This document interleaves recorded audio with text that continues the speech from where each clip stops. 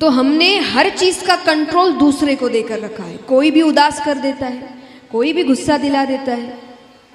खुश भी करना हो किसी को तो कोई एक दो तारीफ कर दे, बस खुश हो। खुद पर कहाँ का कंट्रोल है? ऐसा हो कि जब तक आपका मन नहीं है कोई आपको कुछ ना कर सके। ठीक है, अच्छी बात है, कोई तारीफ कर रहा है तो अच्छी बात है, नहीं करा तो भी अच्छी बात है। खुद में खुश रहना सीखिए। कहते ना, जो व्यक्ति अकेला खुश नहीं है वो खुद ही अच्छा नहीं है। क्यों? क्योंकि अकेलेपन का मतलब क्या होता है? आप किसके साथ हैं? खुद के साथ। अकेलापन माने क्या? आप अकेले बैठे, अकेला माने कोई नहीं है, तो आपके साथ कौन है? खुद है आप। तो आप खुद के साथ ही खुश नहीं है तो मतलब खोट आप में ही है। और जो व्यक्ति अकेला खुश है उसको किसी की जरूरत नहीं, यानी वही अच्छा है, उसमें ही अच्छाई है। तो अच्छाई खुद में लानी है, दूसरों को नहीं ढूंढना कि किसके साथ रहें, किसके साथ घूमें, किसके साथ हम अकेले ही खुश हैं। वो तब होता है जब आप भगवान को समझते हैं। जैसा मैंने कहा, किसी भी चीज के लिए ये नहीं कि वैराग्य लेना है, नहीं। संसार में रहकर ये सारे काम हो सकते हैं।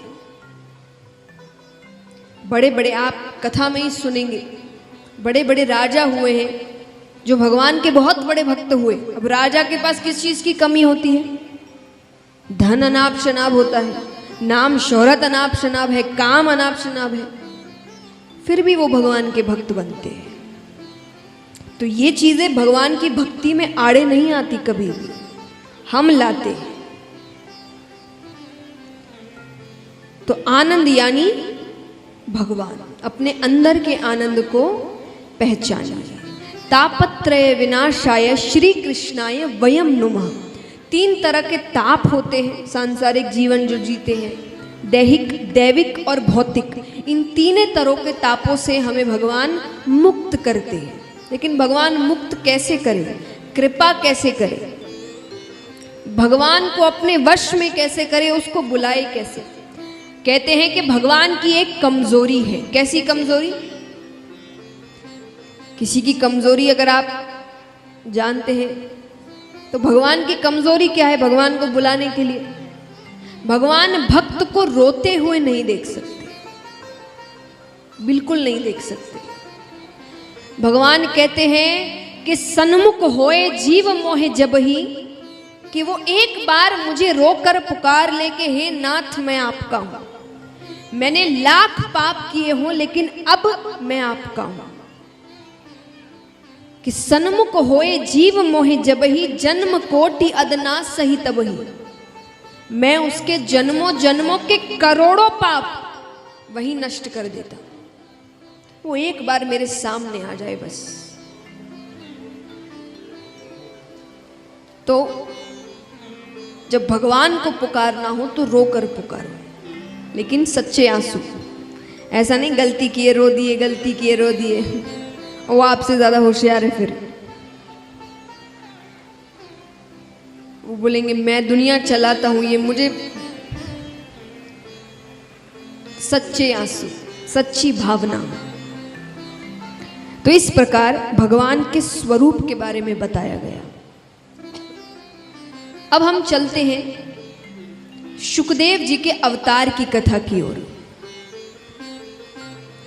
शुकदेव जी का अवतार कैसे हुआ, ऐसे अलग अलग शास्त्रों में अलग अलग ढंग से बताया गया है। पर दंत कथा के अनुसार एक बार ब्रह्मा जी ने एक सभा का आयोजन किया। उस सभा में सभी देवी देवता, यक्ष, गंधर्व, किन्नर, ऋषिगण सबको बुलाया गया। उस सभा में एक प्रश्न उठा कि 3 लोक 14 भुवन में सबसे महत्वपूर्ण वस्तु क्या है, यानी सबसे कीमती। तो सबने अपना अपना उत्तर दिया। कोई कहे हीरा, कोई कहे सोना, कोई कहे चांदी। ऋषिगणों ने कहा कि ये सबसे कीमती चीजें तो नहीं लगती, ये तो कईयों के पास होगी, आपके पास भी होगी। हाँ, सब हंस रहे हैं, कोई कुछ बोल नहीं रहा। मैं मांगूंगी नहीं आपसे, चिंता मत करिए। तो कईयों के पास होगी।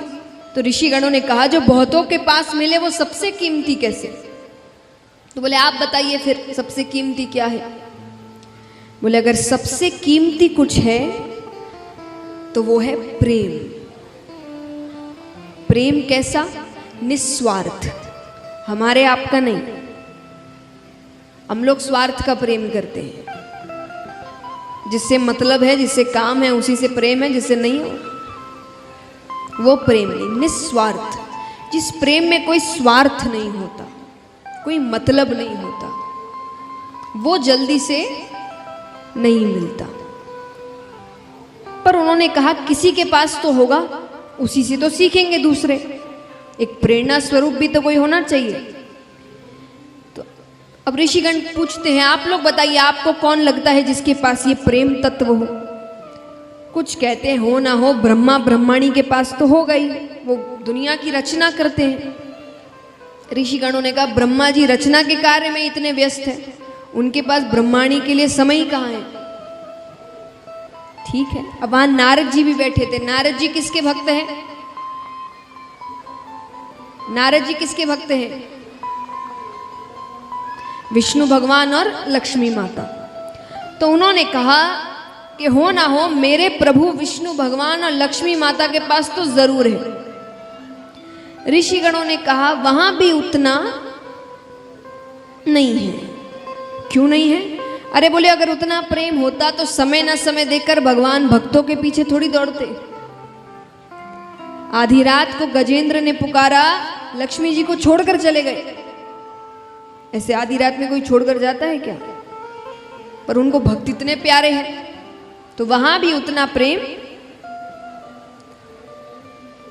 तो सबने कहा फिर आप ही बताइए कहां है? तो ऋषिगण कहते हैं अगर प्रेम की पराकाष्ठा कहीं पर है तो वो है महादेव जी और पार्वती माता के पास। क्यों? पहली चीज तो वो उनके आधे अंग पर विराजती है, और महादेव जी सबसे ज्यादा समय कैलाश पर्वत पर ही रहते हैं, वो जल्दी से बाहर नहीं जाते। नारद जी को बात अच्छी नहीं लग रही, वो विष्णु भगवान के बहुत बड़े, तो उन्होंने कहा अगर इतना ही प्रेम है तो मैं झगड़ा करवा दूं तो? अब आप सोचे झगड़ा कराना कौन सी, झगड़े तो पति पत्नी में होते ही रहते हैं। आपस में झगड़ा करना अलग है, कोई तीसरा आके झगड़ा करवा दे वो अलग है।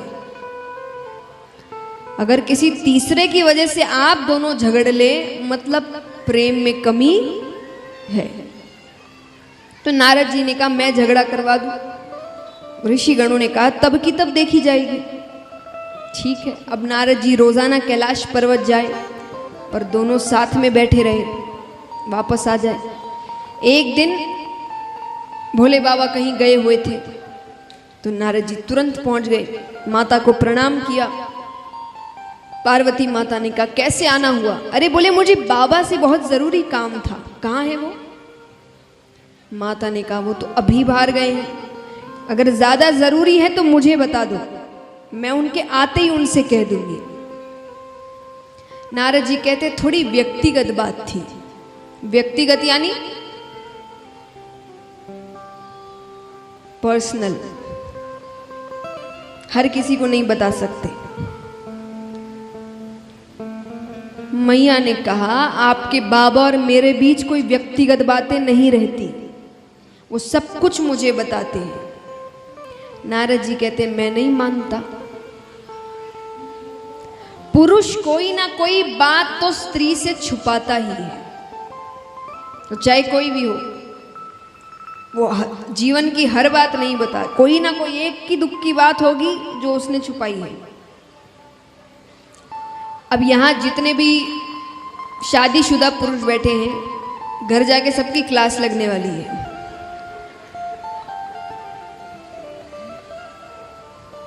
तो यहाँ पर माता ने कहा कि ऐसी कोई बात नहीं है, वो मुझसे कुछ नहीं छुपाते। अच्छा, नारद जी कहते तो आपने अमर कथा सुनी है? माता ने कहा ये कौन सी कथा है? अरे